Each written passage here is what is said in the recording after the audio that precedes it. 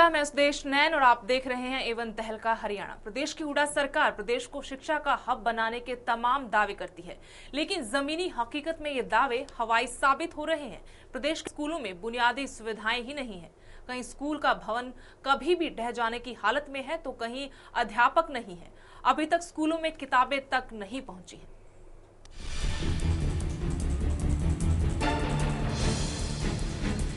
हमारी किताब नहीं, जो हमारा माफ करी, गरीब है जो हम किताब नहीं ला सकते।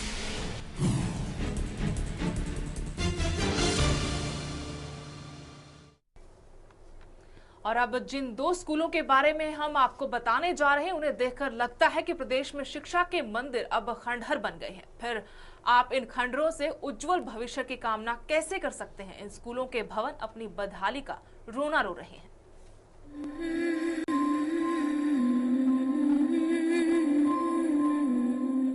जींद के रधाना गांव के राजकीय उच्च विद्यालय में पढ़ने वाले लगभग 350 बच्चे पढ़ाई करें या फिर अपनी जान बचाने की चिंता करें।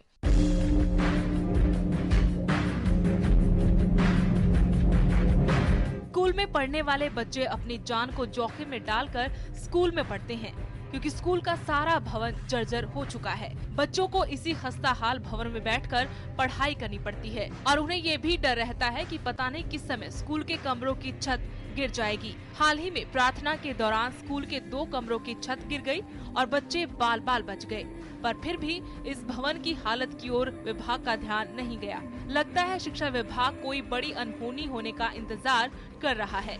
ग्रामीण कई बार अधिकारियों को इस समस्या के बारे में शिकायत कर चुके हैं, लेकिन आज तक ना तो शिक्षा विभाग ने बच्चों की जान की परवाह की और ना ही लोक निर्माण विभाग ने इस जर्जर हुए स्कूल के भवन की सुध ली है। खतरे में बैठकर पढ़ते हैं, हमारे लंटर का गिरने का हमेशा खतरा रहता है और हमारे कमरों में भी तरेड़ आई हुई है, हमें बाहर बैठकर पढ़ाई करनी पड़ती है। पहले जो है ये लेंटर जो है कुछ कल पड़ गया था, कुछ आज गिर गया। कल की सूचना भी हमने विभाग को दे दी गई थी, पंचायत को भी दे दी गई थी और आज फिर गिर गया ये। इसमें जो है बाल बाल बच्चे बच गए, क्योंकि प्रार्थना के लिए जो है इकट्ठे हो रहे थे बच्चे। तो इस कारण जो है ये बच्चे अगर इधर उधर चले जाते तो बच्चे कोई भी जो है दुर्घटना हो सकती है। और सारी बिल्डिंग जो है ये कंडम हो रही है। इसको पहले जो है प्रशासन ने जो है प्रशासन को हमने सूचित भी कर रखा है, लेकिन इस पर कोई भी कार्रवाई नहीं हो रही है। कुछ ऐसा ही हाल हांसी के मुंडाल खुर्द गांव के राजकीय वरिष्ठ माध्यमिक विद्यालय भवन का है। इस स्कूल में मुंडाल और उसके आसपास के कई गांव के सैकड़ों बच्चे पढ़ते हैं। इस स्कूल की इमारत किसी खंडहर से कम नहीं है। बारिश के दिनों में बच्चों का पढ़ना मुश्किल हो जाता है। पानी छत से टपक टपक कर उनके कपड़े और किताबों को खराब कर देता है। जो हमारे स्कूल की बिल्डिंग है वो बहुत पुरानी है, बहुत डैमेज हो चुकी है।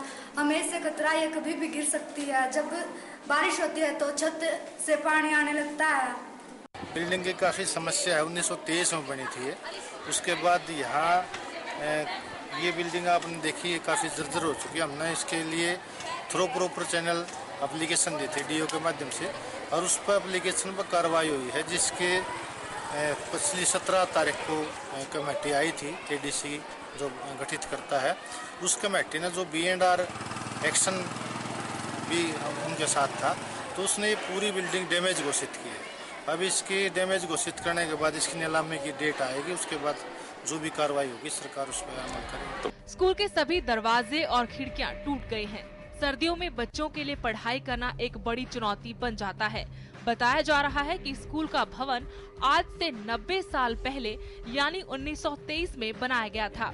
प्रशासन ने स्कूल के भवन को खंडहर भी घोषित कर दिया है, लेकिन नया भवन बनना कब शुरू होगा और जर्जर हो चुके भवन की नीलामी कब होगी, ये तो वक्त ही बताएगा।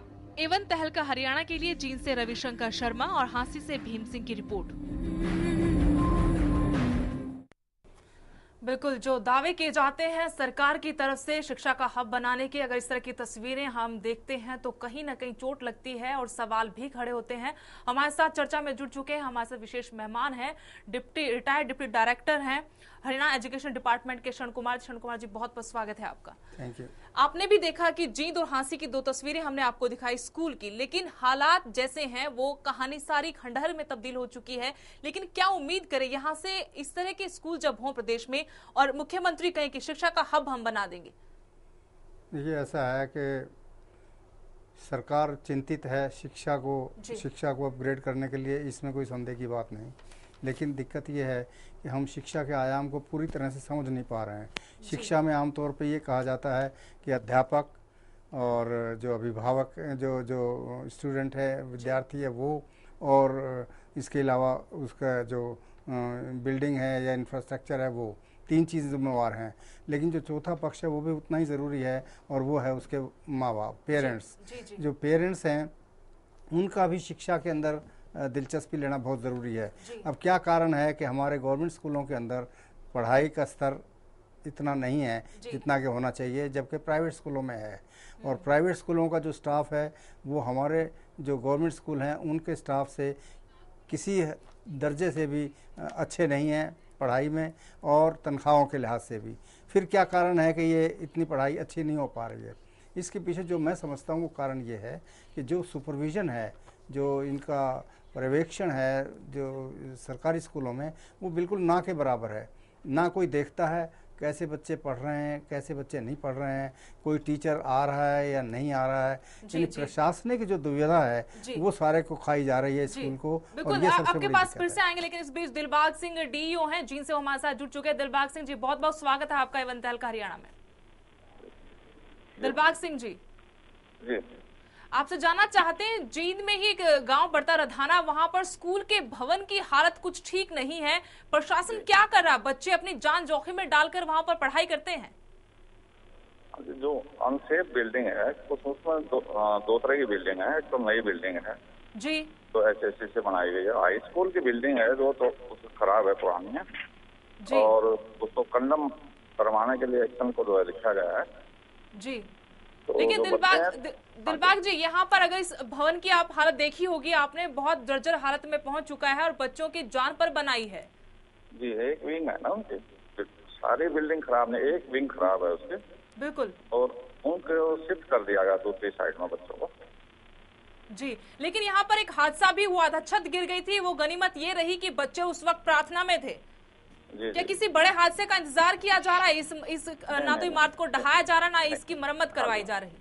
नहीं, उसको कंडम करके ना उस दोबारा बिल्डिंग बनवाएंगे। उसके हमने जो है एक्शन को लिखा हुआ है और बच्चों को जो सेफ जगह दूसरी बिल्डिंग में शिफ्ट कर दिया जी। लेकिन ये कब तक हो जाएगा काम, जो आप कह रहे हैं कि लिख दिया है, लिखित में दिया हुआ है, और कब तक हो जाएगा फिर ये काम? कंडम घोषित करे तो गई हुई है, अभी मेरी बात नहीं हुई वैसे एक्शन से जी। लेकिन दिलबाग जी, आपसे जानना चाहते हैं हम, जिस तरह से दावे किए जाते हैं शिक्षा को लेकर, ये तस्वीरें बहुत कुछ कहानी बयां कर देती हैं। जो दावे किए जाते हैं वो फेल साबित हो जाते हैं इनके सामने। नहीं, टाइम तो लगता है तो उसमें। लेकिन ये 1-2 दिन की बात तो है नहीं कि कल बिल्डिंग बिल्कुल ठीक थी, आज खराब हो गई है। ये तो सालों की बात है कि सालों से ऐसी होगी तब इस कदर इसकी हालत है। जो हमारी पुरानी बिल्डिंग है वो पंचायतों की बनाई हुई है। जी जी, सभी जो बिल्डिंग है गांव से डोनेट किए हैं, जमीन भी, बिल्डिंग भी गांव ने ही बनाई है और कई बिल्डिंग काफी पुरानी है। वैसे हम एसएससी के तहत जहाँ डिमांड होती है हम रूम्स देते हैं, नए रूम्स बना रहे हैं जी। लेकिन यहाँ पर प्रिंसिपल ने ये बताया और बच्चों ने भी बताया कि अभी भी हमें ऐसे कमरों के अंदर बैठकर पढ़ना पड़ता है जिनकी हालत ठीक नहीं है। हालांकि 2 कमरों की छत बिल्कुल गिर गई है तो वहाँ तो बैठना मुमकिन ही नहीं। नहीं, वो तो मुमकिन है ही नहीं, वहाँ नहीं बैठा रहे। तो दूसरे कमरों की हालत, जिस विंग की आप बात करें, वहाँ पर बहुत बुरी हालत है। नहीं, कुछ बिल्डिंग उसमें जो प्राइमरी सेक्शन की एसएससी से बनी हुई है मैडम जी, और काफी नई बिल्डिंग है वो, ये मानते हैं। हाँ, उसमें कुछ बिल्डिंग खराब है लेकिन बच्चे बैठ सकते हैं, कुछ बिल्डिंग नई है। जी, बहुत बहुत शुक्रिया हमसे बातचीत के लिए दिलबाग जी आपका।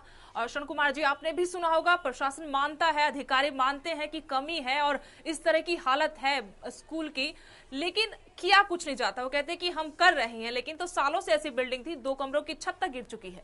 बड़ी खेदजनक स्थिति है। मैं आपका ध्यान 2 बातों की तरफ लेना चाहता हूँ। पहली बात तो ये है कि सभी स्कूलों के अंदर जो हमारे गवर्नमेंट के हैं उनमें SMCs, स्कूल मैनेजमेंट कमेटी स्थापित की जा चुकी हैं जी। तो सरकार एक एडवांस के रूप में SMCs को पैसा दे। SMCs कुछ नहीं है, उसके अंदर जो बच्चों के माँ बाप हैं वही उसके ज़्यादातर मेंबर हैं। प्रिंसिपल या हेड जो है स्कूल का वो उसके साथ लगा हुआ है कन्वीनर के तौर पे। तो आप उनको पैसा दें और इमीडिएटली, जैसे प्राइवेट स्कूलों के अंदर उसी वक्त कोई चीज़ सुरक्षित रूप से रखी जाती है और उसकी मरम्मत कर दी जाती है, इसी तरह से एसएमसी का ये उत्तरदायित्व होना चाहिए कि स्कूल की हालत बिल्कुल ठीक ठाक हो। नंबर 2, दूसरी बात ये है कि अभी हाल ही में भारतीय सरकार ने इंडियन कंपनीज एक्ट पास किया है 2013 का, दोनों हाउसेस से पास हो गया, अभी एक्ट बन जाएगा जल्दी।